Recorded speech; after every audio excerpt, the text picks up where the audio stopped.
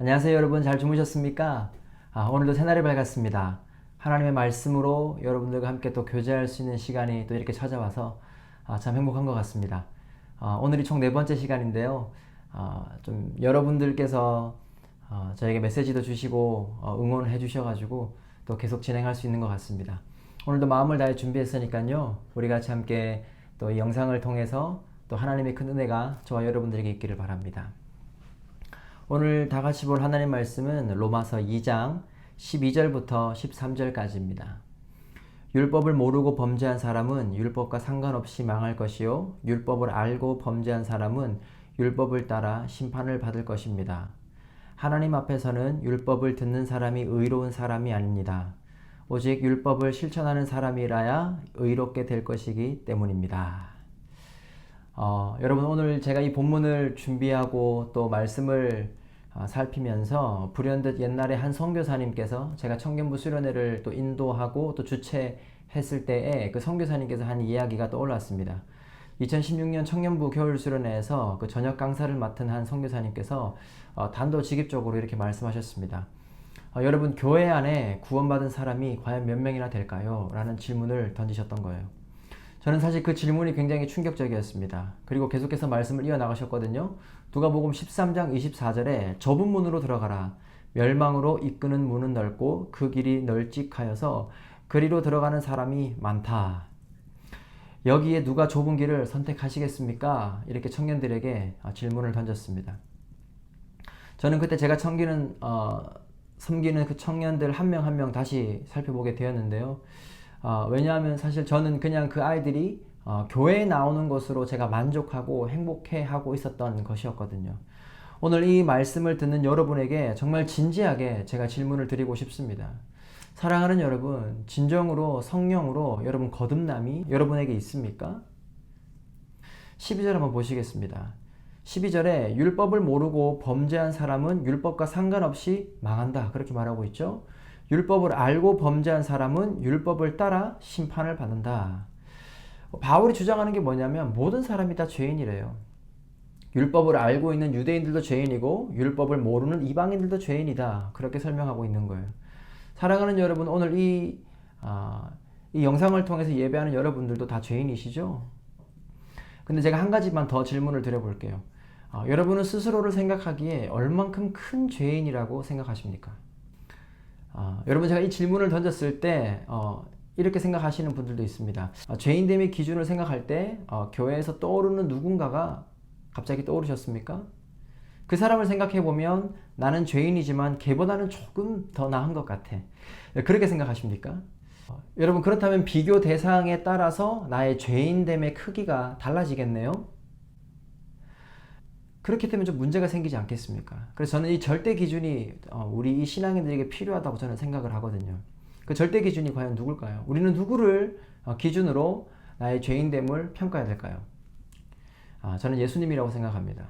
예수님을 기준으로 볼 때 스스로 평가할 수 없을 정도로 굉장히 형편없는 모습이고 굉장히 큰 죄인이라는 것을 알게 됩니다. 여러분, 이것이 바로 거듭난 사람입니다. 예수님을 인격적으로 알고 대면한 사람은요, 자신의 죄인됨을 굉장히 심각하게 깨닫게 됩니다. 여러분, 성경에 보면 이 이야기가 있습니다. 베드로가요, 하루 종일 물고기를 잡지 못한 적이 있어요. 얼마나 허탈할까요? 바다의 전문가인데 하루 종일 물고기를 한 마리도 못 잡다니요. 그런데요, 예수님께서 배 위에 올라타셔서 알려주신 곳에 그물을 던지니까 어떻게 됩니까? 배가 가득 차도록 물고기를 잡는 모습을 볼 수 있습니다. 그때요, 베드로가 자신의 배에 탄 예수를요, 메시아임, 자신의 구원자임을 직감해요.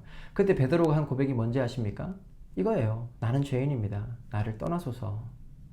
여러분, 이게 신자의 모습이거든요. 스스로의 죄인됨을 강하게 깨닫고 자신에게는 전혀 희망이 없음을 알고 예수님을 의지하는 삶이요. 이것이 바로 거듭난 성도의 삶입니다. 그래서요, 여러분, 신앙이 깊어지면 깊어질수록, 신앙의 해가 가면 갈수록 우리는 신앙이 성장하잖아요. 여러분, 신앙이 성장한다는 건 성경을 줄줄 깨고 설교를 하도 많이 들어가지고 성경에 나오는 많은 뜻들을 이해하고 거기 나오는 이야기들을 아는 것이 사실은 아니라 자신의 죄인됨의 깊이가 점점 더 깊어지는 것을 의미하는 거예요. 여러분, 우리는 신앙생활을 하면서 평생 이 작업을 해 나가야 되는 거예요. 매일매일 예수님을 대면하면서 자신의 죄인됨의 깊이를 다시 확인하고 그 깊이만큼 은혜를 사모하는 거예요. 그래서요, 은혜 공식이 있습니다. 죄인됨의 깊이와 은혜의 깊이는 동일하다. 자신의 죄인됨을 사실 예의상, 아니면 좀 교회를 다녀서 교리상, 아니면 누군가가 너는 죄인이야 라고 가르쳐줘서 그 교육상으로 아는 것이라면 여러분, 이건 문제가 있는 것이죠. 실제로 자신의 삶이 어때요? 자신은 좀 괜찮은 학교를 나왔고 좀 괜찮은 직장을 다닌다는 어떤 좋은 껍데기로 그 어떤 죄인됨을 가리고 덮고 있다면 사실 하나님 은혜는 필요가 없습니다. 왜냐하면 자신의 껍데기로 살아갈 수 있거든요. 그런데요, 실제 예수님 앞에 서보니까, 나의 심령을 예수님 앞에 비교해 보니까 나는 다른 사람과 비교할 수 없을 정도로 죄인이라는 사실입니다. 그 죄가 너무 무거워서 얼굴을 들 수가 없는 거예요. 세상을 살아갈 힘이 없는 겁니다. 특히 예수님의 얼굴을 대면하는 성도로 살아가는 게 너무 부끄러운 거예요.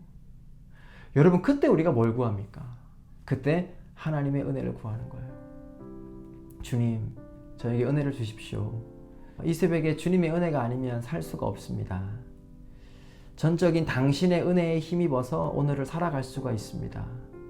그때 하나님께서 한량없는 은혜를 저희들에게 부어주시는 거예요. 사랑하는 여러분, 같은 죄인이지만 여러분, 다른 은혜를 경험하는 겁니다. 그냥 교회라는 종교기관을 다니느냐, 아니면 진짜 예수를 믿느냐는요, 자신의 죄인됨의 깊이에 대해 진정으로 알고 있느냐 모르고 있느냐의 차이이지 않겠나, 오늘 새벽에 한번 생각을 해봅니다. 오늘 저와 여러분은 하나님의 은혜 없이는 단 한 걸음도 나설 수 없는 죄인입니다. 그래서요, 오늘 정말 진정으로 하나님의 은혜를 사모하는 새벽 되시기를 바라요. 우리 같이 한번 기도하겠습니다. 오늘 기도할 때 하나님, 정말 죄인됨을 깨닫게 해주십시오. 그 죄인됨을 깨달으면 깨달을수록 당신의 은혜를 더욱더 사모하는 성도가 되게 도와주옵소서. 당신의 은혜가 폭포수같이 쏟아지는 귀한 새벽 되게 도와주세요. 우리 같이 한번 기도하며 나아가도록 하겠습니다. 기도하겠습니다.